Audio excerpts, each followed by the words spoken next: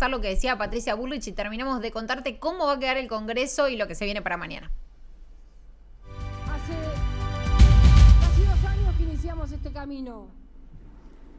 Fue difícil, pero vale la pena.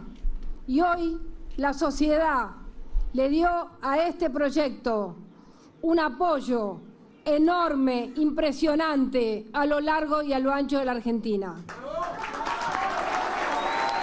Lo importante es no volver atrás, no volvamos atrás.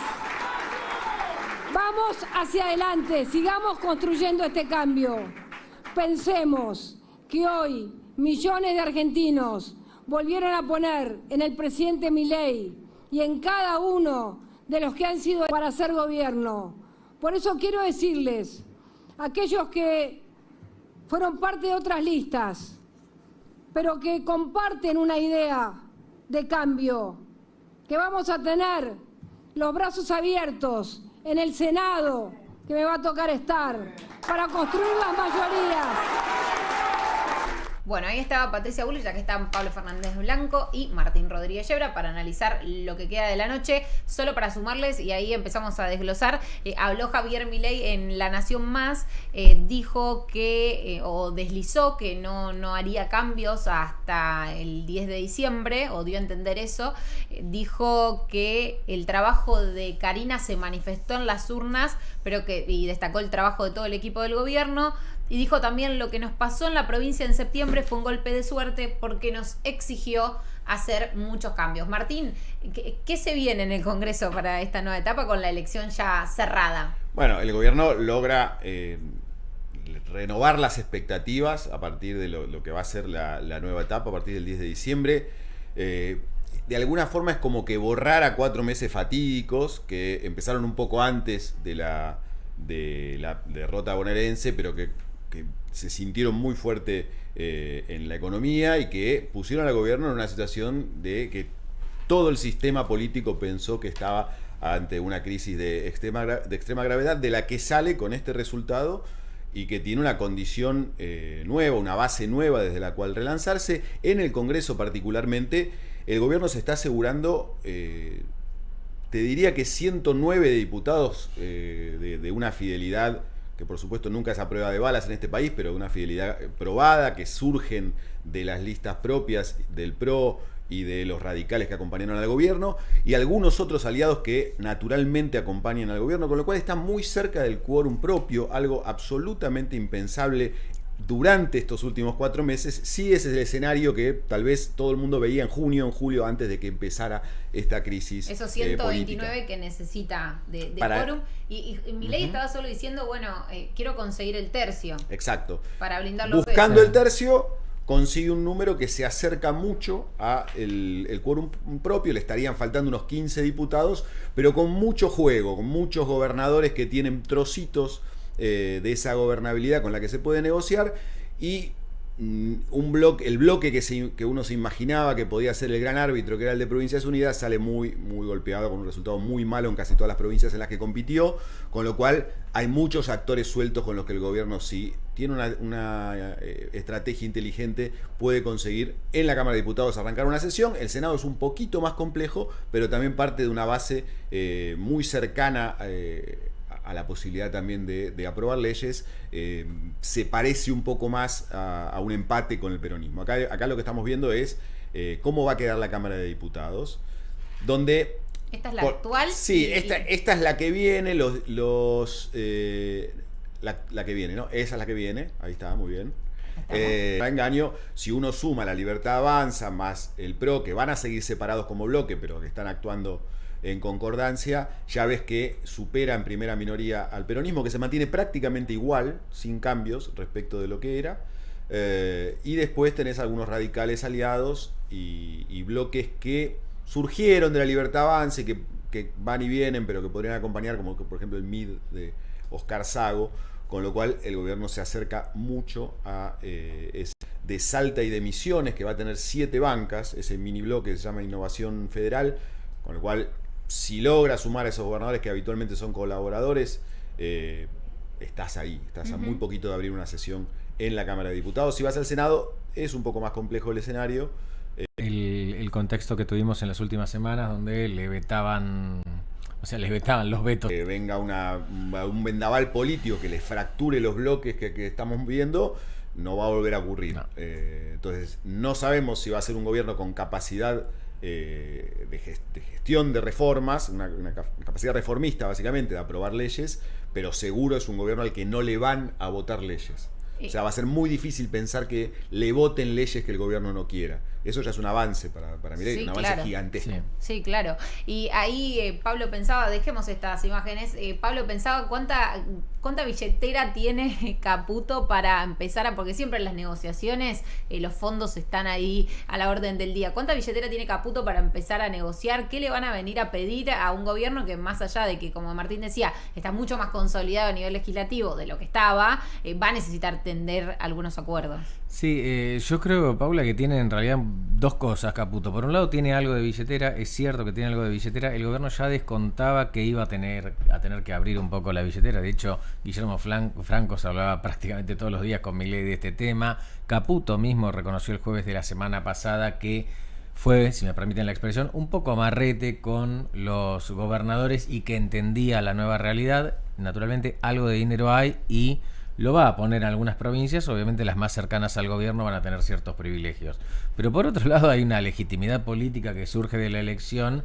que acá salgo un poco del terreno económico, me meto en el terreno político, pero al menos por la experiencia que tenemos en la Argentina se sabe que se tiende a acompañar al ganador en los comicios por un tiempo. Le pasó a Milei también al principio, pero Milei después detonó todos los puentes. Siempre se corre en auxilio del ganador, ¿no? Sí, es el gran lema peronista, Sí. Originalmente, ¿no? Siempre se corre en auxilio del ganador, en socorro del ganador. Bueno, en este caso me da la sensación que va a pasar lo mismo. Sí creo que sería un gravísimo error del gobierno subirse a este resultado y no recordar, tener memoria de pez y pensar que no la pasó mal. El gobierno la pasó mal políticamente. Perdón, los fundamentos económicos que llevaron a la crisis de los últimos 3 meses siguen estando, solo Exacto. que le pusimos una cláusula ad hoc, si querés, que se llama Tesoro Norteamericano, la fábrica de hacer dólares. Ahora, la Argentina tiene que caminar por sí misma, no puede tener la ayuda de Bessent todos los días. No creo que el gobierno caiga en ese error, quiero creer. No lo sé, pero es cierto No que creo. si el gobierno cree que acá se terminaron los problemas, que era lo que venía diciendo en algún momento, pasan las elecciones y se arregla todo, creo que puede llevar a una situación crítica que no le va a hacer bien. Ahora, volviendo a lo de la billetera, una cosa era tener que abrir la billetera contra lo que era ese conglomerador de Córdoba y Santa Fe, muy empoderados, esa era la hipótesis que había hace unas semanas atrás. Y otra cosa es saber que vos conseguís el quórum de una sesión en la Cámara de Diputados Solito. negociando con Salta, Misiones, San Juan y Catamarca. Con eso conseguís el ejemplo. quórum. Entonces, la billetera la abrís mucho menos. Sí, Sí, exacto. claro. Sí. Me parece muy importante para que la gente sepa a esta hora de la noche que mañana va a ser un día espectacular en términos financieros para la Argentina. Bueno, no sabemos qué puede pasar con el resto del mundo. Esperemos que no pase nada, que Trump no tenga una otra pelea con China. Pero si nada de eso ocurriera, hoy las acciones argentinas en lo que se llama el mercado no... ¿Campeón? Mañana no compres, tendrías Mañana que haber tendrás que comprado la comprar, semana claro. pasada, pero depende, buena Martín, porque Martín sabe mucho, se dedica a la No te política, creas. pero sabe mucho de No te números, creas. mucho de números. Ojalá. Depende qué compraste. Si la semana pasada compraste dólar, mañana no veas la cotización porque vas a llorar. Sí, claro. Es probable que mañana la cotización Muchos del van a dólar llorar mañana. es probable que baje a menos que el gobierno diga, bueno, voy a comprar Ahora, yo te digo una reservas cosa, y si compraste compense. dólar el viernes, guárdalo.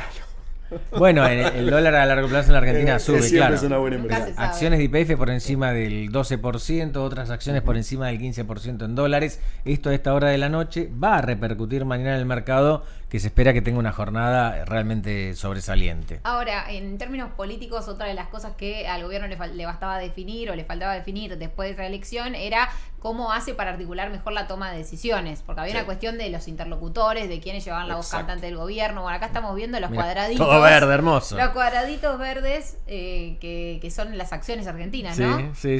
En este caso no debe ser no es la cotización del overmarket, del overnight, pero que son mucho más altas, pero todo esto se va a pintar de verde mañana y con porcentajes importantes. Y esto van a capturar los tuiteros y los propagandistas libertarios para poner en sus redes sociales, pues seguramente esto va a formar parte del discurso de mañana. Ahora, Martín, en términos de toma de decisiones, el gobierno tuvo graves problemas, sobre todo en el último tiempo.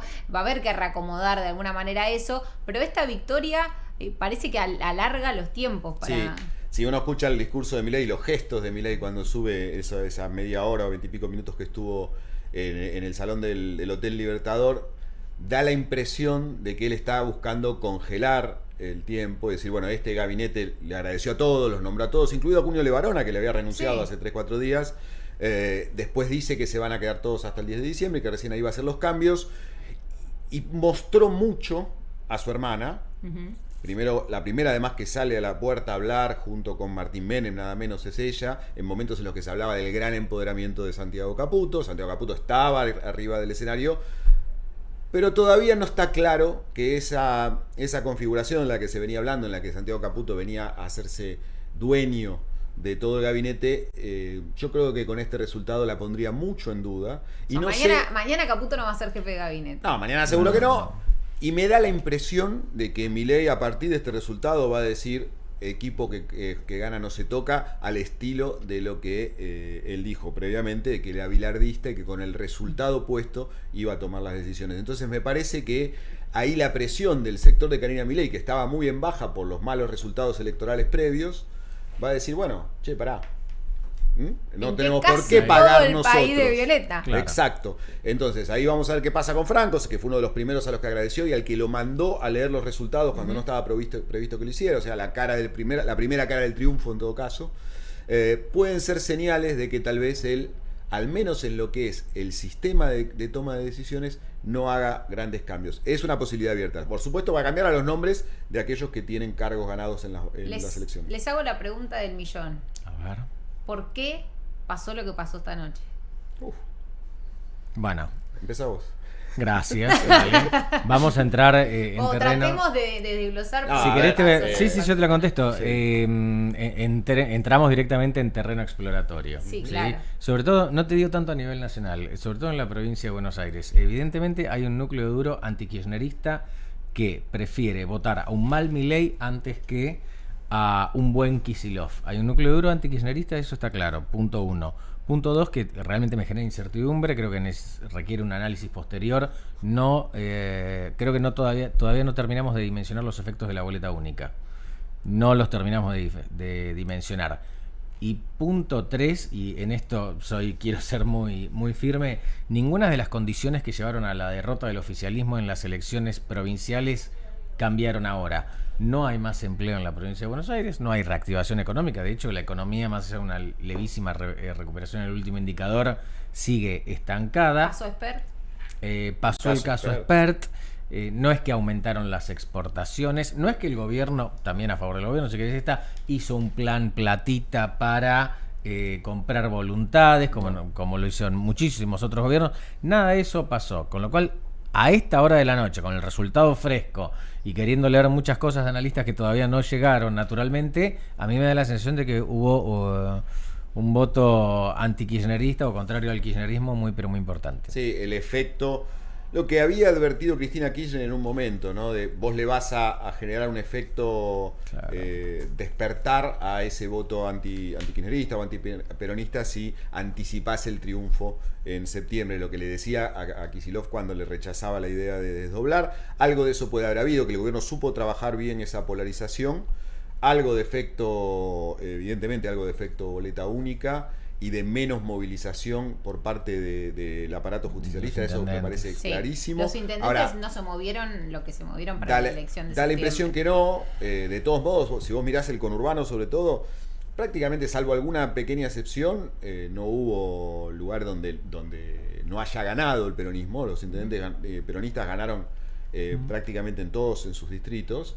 Pero evidentemente no con la cantidad con diferencias totalmente distintas, está claro, pero a mí todavía a esta hora me cuesta tener una respuesta válida para decirte cómo una elección en un mes se da vuelta 14 puntos. Así. O sea, porque lo que pasó son 14 y pico, ¿no? Porque si fueron 13,5 y termina ganando por 0,5. Cuando se termine de escrutar, es probable que termine prácticamente en un empate, pero no importa, es un empate en el que va a quedar arriba Santilli, que le va a dar una banca más, si querés estar primero. O sea, hay una banca bailando en ese resultado.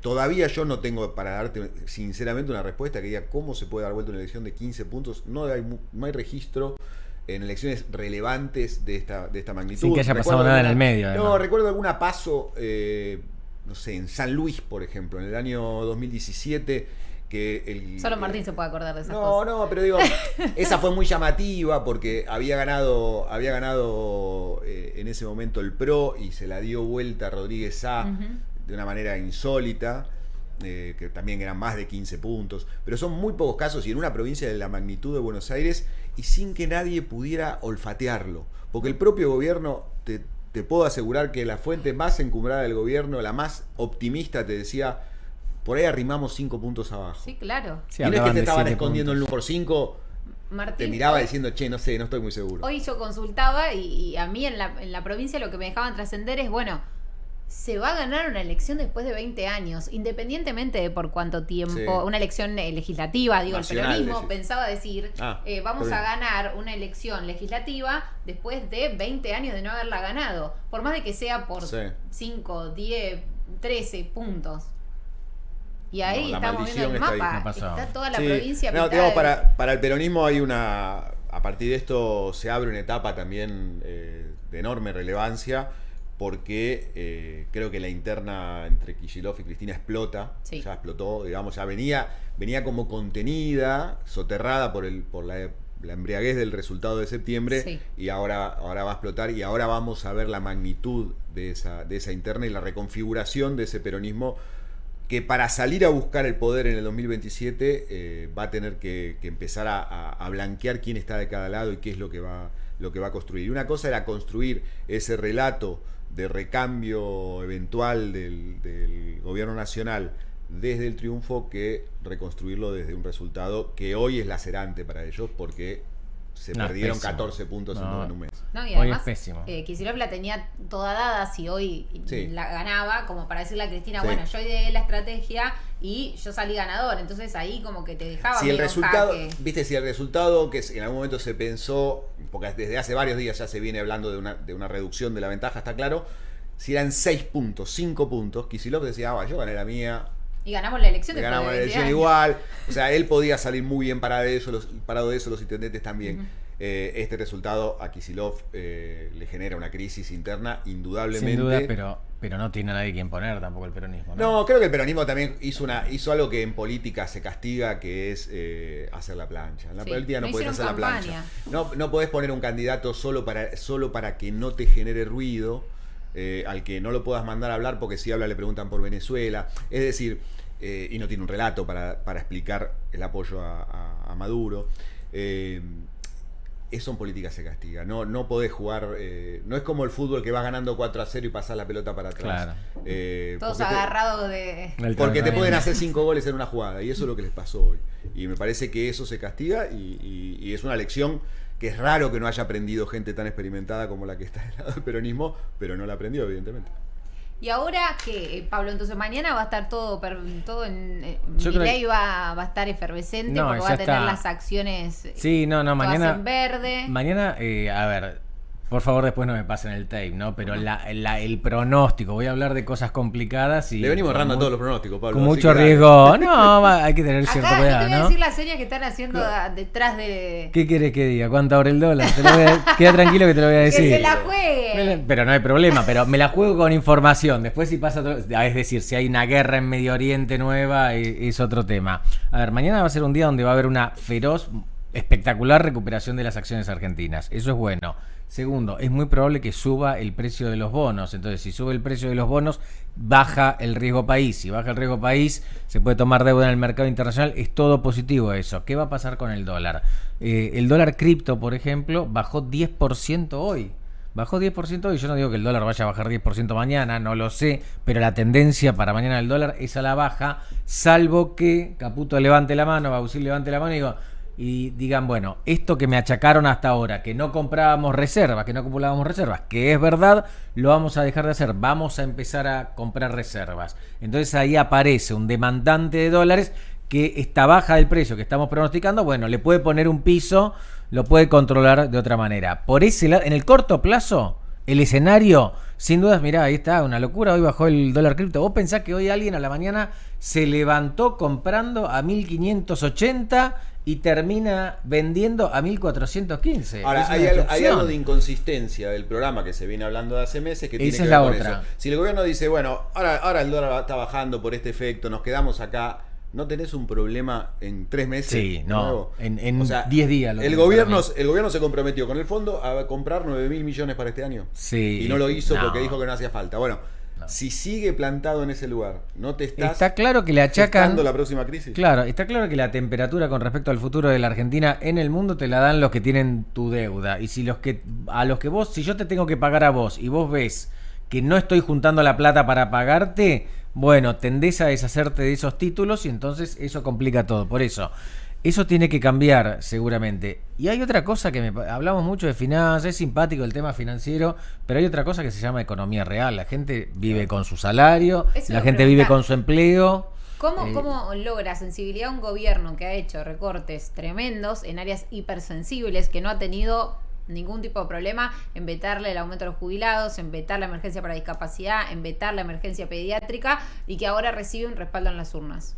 Bueno, ahí está la cintura que pueda tener el gobierno y la capacidad para leer correctamente el resultado. Bueno, cortita, entonces una para cada uno. Sí. Si fueran el gobierno, ¿qué harían mañana lunes?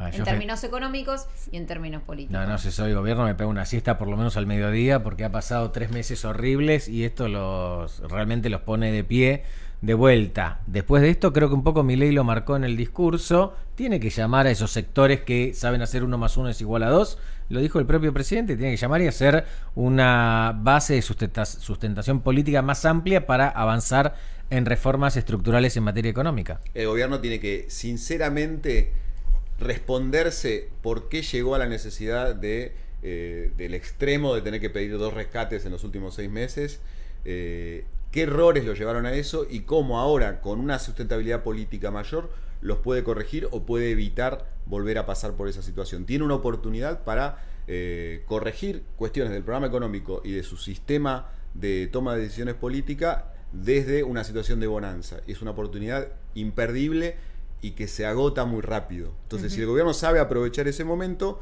tiene una oportunidad de encarar los próximos 2 años desde un lugar más optimista. Recordemos, el último gobierno que sacó este porcentajes similares, un poquito más, fue el de Macri. Claro. Festejó, dijo, nos quedamos 20 años y en enero empezó a sufrir. Entonces, en diciembre le tiraban piedras. En diciembre le tiraban piedras, en enero empezó a sufrir, en abril tuvo que devaluar, ir al fondo y empezó una crisis de la que no se pudo recuperar. Entonces, el gobierno tiene que hacer un diagnóstico muy concreto y correcto de qué fue lo que lo llevó hasta acá y por qué la sociedad ahora le está dando un balón de oxígeno grande para continuar. Señores, gracias. Vayan a terminar el diario para mañana. Queda mucho. Muchas gracias por estar del otro lado. Bueno, arranca una nueva etapa en la Argentina y acá en La Nación la seguiremos contando. Esto fue todo por hoy. Gracias.